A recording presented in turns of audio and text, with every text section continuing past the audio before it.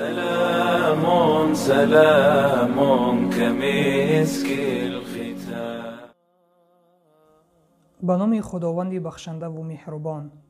دوستان عزیزان، مرحمت به برنامه نوبتی اسلام و علم معاصر.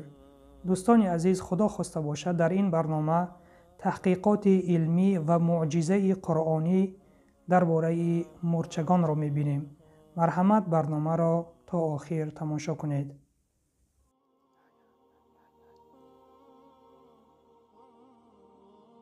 تعداد از دانشمندان غرب جمع شدند که با تحقیق کردن در قرآن خطا و اشتباه بیابند و به این ترتیب قرآن را رد کنند.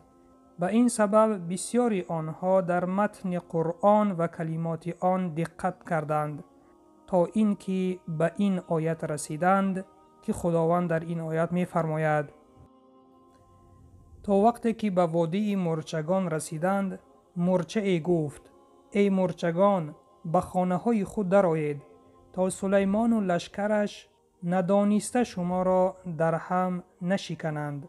سوره نمل آیت 18. این آیت درباره قصه حضرت سلیمان علیه السلام و مورچگان است. چون مورچه لشکری حضرت سلیمان را می‌بیند، به مورچه های دیگر میگوید که پناه ببرید تا لشکری حضرت سلیمان شما را نشکند.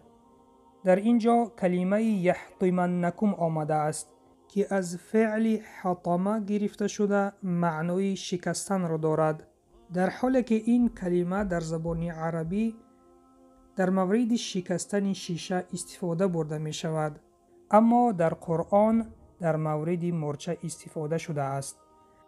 این علمای غربی بعد از این تحقیقات خود فکر کردند که خطاگی در قرآن یافتند، یعنی کلمه یحطمنکم که برای شکستن شیشه استفاده می شود، برای چی؟ برای مورچگان استفاده شد. آنها گفتند که ما در قرآن خطاگی یافتیم، ولی دیر نگذشته یکی از دانشمندان استرالیایی در تحقیقات علمی خود کشف کرد و به این موضوع پی برد که بیش از 75% بدن مورچه را یک ماده شیمیایی به نام خیتین تشکیل می دهد. این ماده به مانند شیشه خصوصیت شکستن را دارد. او با اثبات این معجزه قرآن ایمان آورد و به صورت رسمی مسلمان شدن را اعلان کرد. بله برادران و خواهران ایمانیم، قرآن پر از معجزه است.